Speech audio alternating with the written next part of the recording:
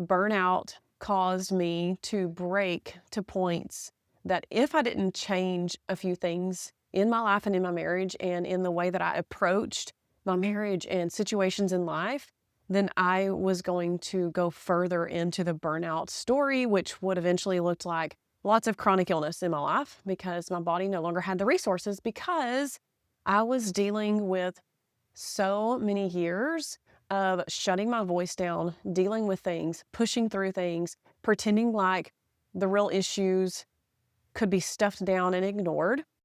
Are you tired of the overwhelm and the nonstop anxiety and ready for simple, doable steps to beat burnout, support your body naturally, and process the heavy emotions through a biblical lens? Then you're in the right place. I'm Cassie, wife, mom of 5 home-birthed babies, and a trauma-informed women's health coach who crawled out of deep burnout myself. I learned how to rebuild my energy and my identity from the ground up. If you're ready for steadier energy, emotional stability, and joy that doesn't evaporate by noon, then grab your not coffee, take that one quiet breath you're going to get for the day, and let's dive in. Because if you're waiting for a perfect moment, you might as well pencil it in for never.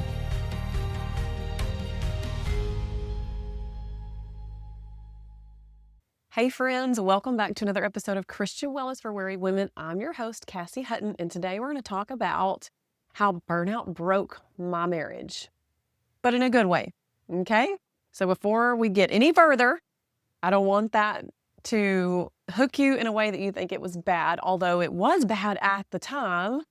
There is goodness in every story, and burnout caused me to break to points that if I didn't change a few things in my life and in my marriage and in the way that I approached my marriage and situations in life, then I was going to go further into the burnout story, which would eventually look like lots of chronic illness in my life because my body no longer had the resources because I was dealing with so many years of shutting my voice down, dealing with things, pushing through things, pretending like the real issues could be stuffed down and ignored, not feeling real feelings. And that's the way that I grew up, and that's the way that I thought you handled things. And although I was different and I didn't handle things the way that a lot of my family members did, I still unconsciously did a lot of those things. And when burnout hit, I was finally forced to change. And so we're going to talk a little bit about that pattern. It's kind of a new pattern that I learned, and I'm going to pull out a few of those things because I now recognize them looking back, and I now recognize them as patterns in my life that need to change. And so when these blinders are taken off, that's when the real change can begin to happen. And so if you've been following the podcast, if you've listened to any of the podcasts, then you know a little bit of my story, but I've never really dove into the relationship side of it and how burnout affects your relationships. But specifically, I want to talk about the spousal relationship because some of us are probably in 2 separate types of marriages. So you probably either have a spouse who is really caring and is kind of has that rescuer mentality about them, and they love to come in and care whenever someone's in need because it makes them feel loved and needed. This is kind of the triangle that I'm going to get to in a little bit. But on the opposite end, if we have a spouse who is what we're going to call a persecutor, they are kind of someone who needs power, and if someone comes to them and is like, hey, I'm feeling these things, they feel like they're actually being accused of something, and they might take on a power role and turn things against the other person. And then you have the victim, and this is definitely the role that I took on whenever I hit burnout, because it wasn't that I wanted to. I had never been a victim in all my life. I had never taken on the victim mentality that said, what's the point? It's just going to happen that way anyways. What's the reason for trying? I have no say-so in this. I have no power in this. I have no agency in this. But that is definitely the role that I would take on whenever things would get extremely stressful when I was in burnout. And so I had a very low capacity for stress every single day for months on end. for years on end, I had very low capacity for any kind of stress. And so when stress would hit, I would take on the victim mentality and just shut down, freeze completely, walk on eggshells, put my head down whenever I needed to say something. Or like, I'll put it this way. When my husband would get home, I would even feel the emotional collapse even more because he was my safety net. He was finally the space, like he would come home and it would be like, okay, I have help here now and I can kind of like let a few things go. And now I just feel like I want to cry. And this was like every single day. And I would need to just like let it all out on him.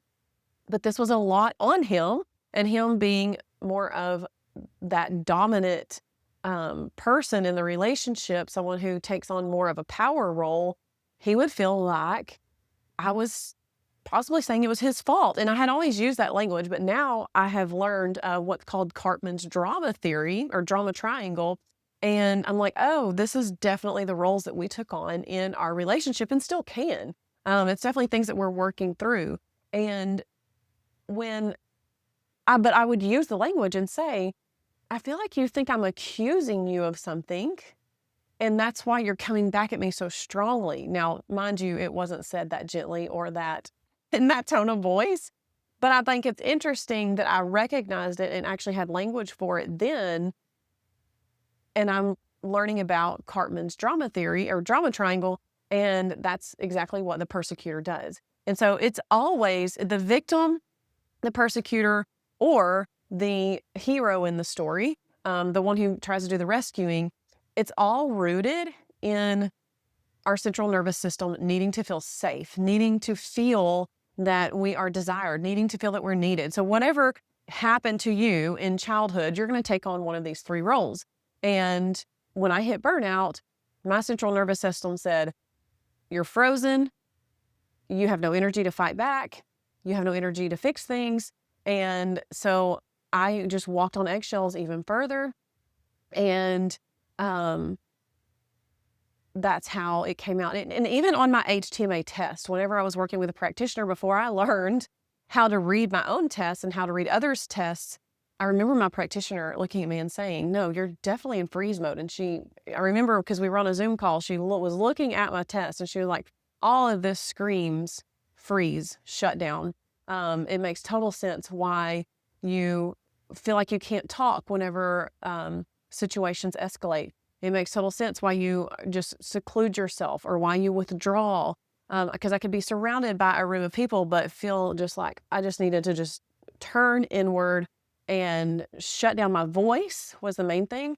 And then that would escalate situations even further if my husband and I were in some sort of an argument, because he would feel rejected if I didn't speak. And for me, my mind would be racing with so many things I wanted to say, but I didn't know how to say them in the moment that wouldn't escalate the situation. And so for me, my central nervous system was like, just don't say anything at all. Just shut down. Because in my mind, I truly felt like the victim, that if I say anything, it's going to be bad no matter what. So why even say anything? And so this caused us to go in the triangle, the circle. And I would even say at the time, we keep going around this mountain. It's time that we stop going around this mountain. And so if you're in that situation and you find yourself playing one of those drama roles, I really encourage you to look up Karpman's drama triangle and begin to recognize where you're saying things, how you are creating drama in your life that's very unnecessary.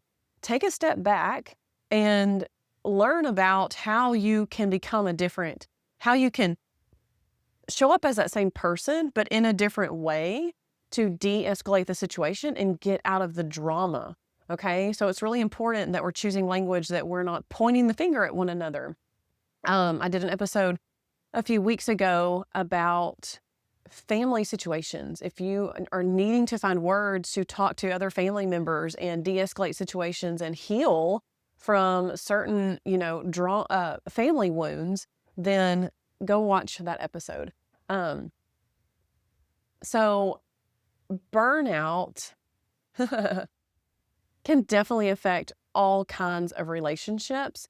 Burnout also will keep you stuck in traumas and wounds that you might be telling yourself, because when you're experiencing physical depletion, it goes hand in hand with a spiritual depletion. And so an emotional depletion. And whenever your body doesn't even have the physical resources to get you through the day, then you're stuck in survival mode at all times. And so the body is never focused on, let's heal this thing. It's just focused on surviving. And so it's super important that we work on all three aspects at the same time, body, soul, and spirit, so that you can heal on every single level. And this is, again, why I love the HTMA test so much, is because I'm not just looking at numbers and telling you, take this supplement, take that supplement. As we learned with magnesium and calcium in this series that we just got done with, if we're looking at calcium, for example, on the HTMA test, and it's really high, we can see that you actually have a hard heart. You've grown hard. You've learned to protect yourself and things like that. And so looking at my HTMA test, when I was in the deepest part of burnout, my very first test that I ever got, I was in shutdown freeze mode. And so that looked like me freezing up every time I hit my capacity and I got overstimulated or I got over functioning, whatever the case might have been. And so this would come out to my husband like rejection. And so here we would go around the mountain again and again and again. And my heart goes out to you if you have a spouse that doesn't quite understand the hormonal changes, especially postpartum, especially around your cycle time, but especially if you're going through burnout or what might feel like perimenopause or menopause. You guys know I don't believe in perimenopause, right? Okay, go watch those episodes as well and listen to what I have to say about that. But basically, I realize that perimenopause is just the body's way of basically throwing a temper tantrum because you haven't treated it well all these years. You haven't dealt with your junk. You haven't gotten rid of the traumas. You haven't treated your body nicely. You haven't gone to bed on time. And so all of a sudden the body begins to revolt and we start having irregular cycles. We start having the hot flashes. We start having the night sweats. We start having the low energies, the mood swings, all of the things. And we wonder why our body would be revolting this way after all. But it's because we have not treated it the way that we need to treat it and dealt with the things that we need to deal with. And that's just the symptoms that the body begins to scream at us. The body will begin to scream whenever it's in need. And perimenopause is basically the body screaming at you because it needs you to deal with the junk. And so if you find yourself in that relationship dynamic where you have a spouse who just really has a hard time with you expressing your feelings or with you having some mental breakdowns every now and then, if you feel like you have to walk on eggshells and you really have to present every little issue that you're going through in a way that it just has to fit into the perfect scenario for them to receive it well, I just encourage you to keep trying. Be open about it, be honest about it, and start recognizing that there's actually a wound underneath all of that, and begin to work with your spouse and begin to recognize that and help them heal. Because as the woman in the relationship, you are created to be provocative. And I don't mean that in a sexual way. You are provocative. That is how we are created. And you are to provoke the man to move.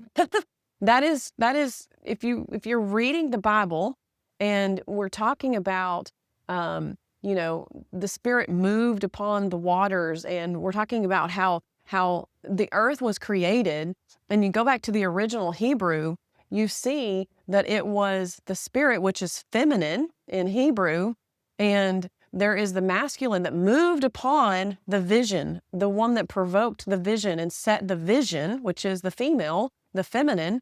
And then the masculine is the one that builds the vision, okay? And so by God's nature, if we're talking about, feminine and masculine in Hebrew, then to understand the character of God, we have to, and we are created in His image, male and female created in His image, then the female is there to provoke in a good way for a man to, come on, let's get up. Let's build this thing. Let's do this thing. Let's set the vision. and let our man come behind us. We are the wind beneath the wings for the building. We set the vision. And so that also includes emotional healing. We are naturally more emotional. We are naturally more spiritual. I could go into that too. I would love to actually, but I'm not going to today. We're naturally more spiritual. This is why the feminine's voice being shut down in the church is so strategic, because we're naturally more, we have more depth in our spiritual walk. And we call things out that need to be called out. We don't have to work so hard to see it. We don't have to, go through the rituals in order to reach our spiritual destiny. We can be doing the dishes and reach that, hear God's voice. We can be doing our everyday things, and that's where God meets us every day, because that's how God designed us. And we're naturally just step into that role a lot easier. And so I just say all of that to say, keep using your voice, keep putting one foot in front of the other, keep working at not being afraid of voicing your needs, voicing your concerns, and learn what it is, how you can say it, and what you need to do in order to reach that place where you guys understand each other better. And I don't think that it ever really comes to, this place where you get it perfect. It's just that it gets better, and it needs to get better, and it's there for a reason, to heal you and to heal your spouse, and to open up a place where you guys are face to face talking about real situations instead of creating a drama triangle all the time. Okay. So I'm going to kind of go over the Karpman's drama triangle one more time, because they're not personalities, they're not character flaws, they're just patterns that the central nervous system produces because the body wants to feel safe. The body wants to reach some sort of satisfaction, and they choose these roles, okay? So the victim will feel powerless, depleted, and voiceless. The persecutor will become controlling, blaming, and turn things around. And the rescuer will overfunction, fixes things, avoids their own pain. Another one on the rescuer is that they will offer help when they're not even asked. And so, okay, that one was for me. I was like, oh yeah, I probably should stop that. So burnout locked me into the victim role. And so I had to get out of that. But it didn't help me to get out of it for someone to say, stop being a victim. I needed to be helped out of it by just being embraced and empowered. I needed someone to empower me. Hence, my husband is the persecutor, and he has the power, but he was just stepping into it in the wrong role. Okay. We just needed to find the healthy role and the right way to do this. And so whenever, really the real way that we just kept healing, and I'm not saying that we've reached it by any means, was just that. I just kept using my voice, and I would recognize it. I would recognize when I was stepping into either the victim role or the walking on eggshells role or whatever it would be. And I would, first of all, speak empowerment to my mind and recognize that I was believing a lie. And I would reframe the situation. I would remind myself that my husband loves me, he supports me, and he wants the best for me. So I would remind myself of those things first, and then I would present whatever it was that I needed from him in a way that I started to frame things in a way that made him feel extra not attacked. Does that make sense? And whatever that might look like for you, you just kind of have to figure that out. I can't just give you the answers, but it's reframing things. And it is about choosing your words. And it shouldn't be about choosing our words, but unfortunately it is. There's always just a fight and a battle over our words. There always is. So it's about naming it without villainizing it, basically. Because he's shaped by his own story too, right? He's shaped by his own story. And so you healing will help him find healing, and vice versa. And so I do say that as I went through this burnout, or let's call it like the dark night of the soul, whenever you go through these like deep, dark times, like ancient cultures recognize this as a spiritual awakening. They recognized it as this is God's doing in someone's life, because there was such a greater learning experience for me, and such wisdom would come out of these times, these seasons, these moments. I don't want to call them moments because they're not fleeting. They last a long time. And when you're in that place of burnout, it is very hard to pick yourself up and get out of it, because you have lost all capacity to handle anything new, to handle all the things that you used to be able to handle. And so turning and trying to heal feels like you're adding one more thing onto your plate. But if you can begin to prioritize that healing, you will begin to see yourself walk out of the darkness. And it's not about forcing it. It's about leaning into it.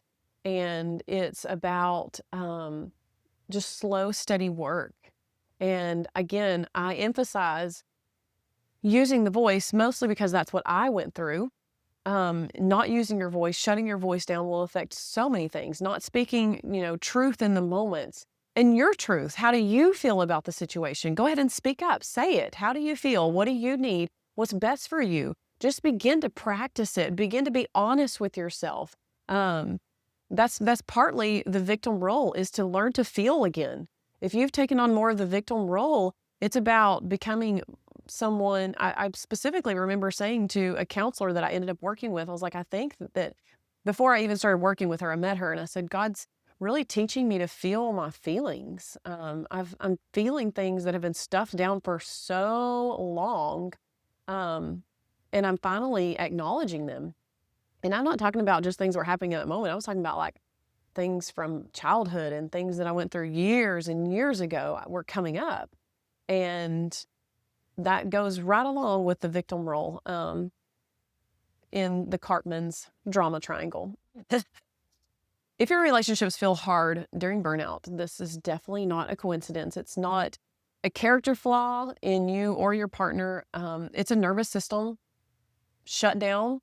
It's a nervous system, it's a way of the nervous system dealing with what's going on to make you feel safe, to put you in survival mode. And this is how the body reacts. You may not shut down. You may escalate. You may be more in that flight state. You may be more in the flee state. But I was definitely in shutdown. So recovery does sometimes mean that the relationship has to crack open in order to heal, in order to recognize that everything you've ever done is not a failure.